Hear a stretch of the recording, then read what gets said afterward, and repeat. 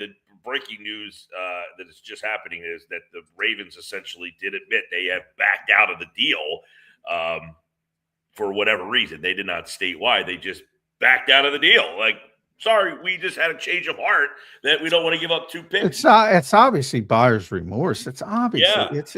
Yeah. It's completely unprofessional. And I don't know, John. This happened. So this happened Friday night. I was calling the Blue Coats game when this happened, so I didn't get to see like everything in real time. I don't know that they were getting killed for what they gave up for this. Like, were people like, oh, like, was it way one side against what they gave up? Like, I get it. It was 2 first-round picks. It seems like a lot. You've mentioned a lot the wear on the tread on the tires for him, but it didn't seem like it was a 80-20 that they made a terrible move here. No, I would argue the opposite. I think it was 80-20 that people considered they made a good move. I think, but again, I think that's related to the big name trap and all that. And I think Baltimore came, traditionally a very conservative franchise. Tradition. They had never given up a first-round pick for a player before that trade. Never. Wow.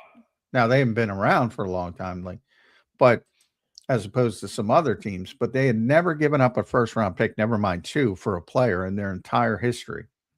And I think they woke up and they said, "What are we doing? What are we doing?" But that's unprofessional, man. You made the deal. Stand by it.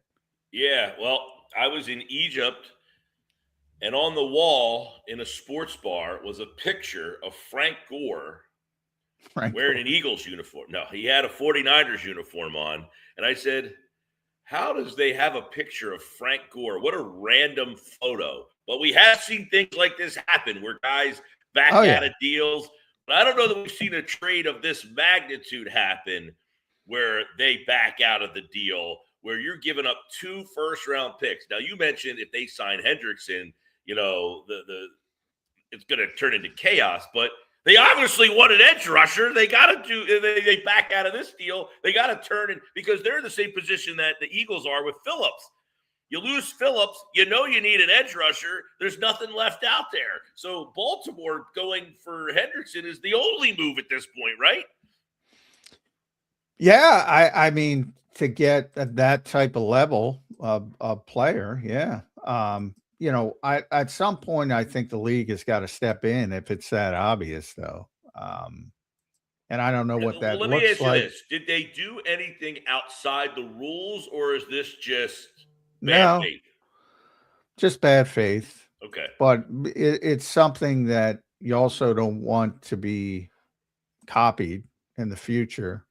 So no, but that's up to them if they want to deal with the ramifications of other teams saying, well, we can't trust to deal with you now.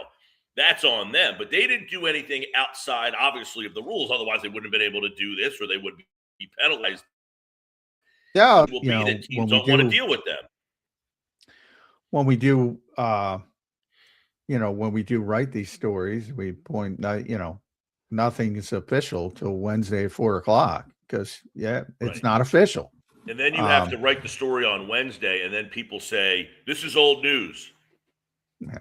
Well, yeah, people are not journalism savvy today, but that's a cross we all bear. But yeah, I mean, it's as you mentioned, Frank, or a couple of years ago, Anthony Barr changed his mind when he was a big time and signed a big deal with the Jets, changed his mind. It happens with players every once in a while.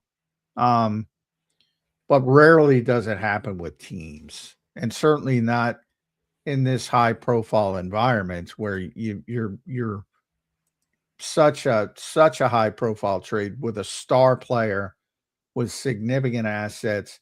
I mean, everybody shifted gears who was in the Maxx Crosby hunt. The Cowboys, the most notable example, because they went sort of on record with their reporters. They went and got Rashawn Gary. They were right there with the Raiders to try to get him. And then some of the other teams, you go in different directions. And then there's the guys, the Raiders, which everybody was kind of getting excited. They signed a bunch of players because they have so much cap room. Right. Now they could luckily they're under the cap. It would have been an interesting situation had this came back to them and they did not have the cap space. They had to start telling guys, sorry, you're gone, you're gone, you're gone. Yeah. But that would have been the even cap worse space to keep everybody there. That's what's the interesting part here is now the Raiders have to make the decision. Look at all the stuff we've signed. Do we just want to keep Crosby here? Do we feel like, one of the things that, I said I was on Vegas radio yesterday and they mentioned, the Linderbaum deal. And I said, I love that deal for them. It's finally a big boy in the room type of deal. Could they be in their minds, New England, and go from the 4-win team, and take that jump? I don't think so right away. But is that what the Raiders think? Like, hey, look what we just started to build here. Let's keep Maxx Crosby and see what happens. Yeah, I think they're going to try to talk him into it. I do. He had gotten to the point where he just didn't want to be a part of it anymore. And now he might change his mind when he looks around and says, Linderbaum, Dean. Well, that's what I mean. Now they're making some decisions. I don't think he wanted to leave Vegas. I think it's like A.J. Brown. I don't think he doesn't like Nick or this guy or that guy. He just didn't like the offense. I think Max just didn't like the state of the franchise. Not that I don't like you or you or you. More like I just don't see us moving in the direction, and therefore I have to make the decision to leave. The implications now. Trey Hendrickson's the next domino to fall. Supposedly, he's going to make his decision today. I don't know if you heard while you're in the green room, but Zander mentioned Diana Rossini's out there and mentioning the Ravens are obviously I have a big part of it. A couple texts to my friend Diana as we're speaking here. I'm waiting to see if she responds to me, to see if she will come on today. So we will see. All right, we'll keep an eye on that locally, 97.3 ESPN South Jersey. So Mike will be on later today, 2 to 6. So we'll keep an eye on that locally. And for the people who don't like Diana, I know she gets a lot of shit. Albert Breer is also reporting the same thing, that the Eagles are in on Trey Hendrickson. For all those people who give Diana shit, point out to me what she's gotten wrong. Not a lot. She just says stuff that you don't like to hear. I will say, we had Diana on at the Super Bowl, and she, I thought, gave us a lot of really, really good stuff. It's so much so that, it made some news because people didn't like what she had to say, and it's turning out to be accurate again. Well, you guys think Trey Hendrickson would be the right move for this team? I don't particularly like the fit for Hendrickson here.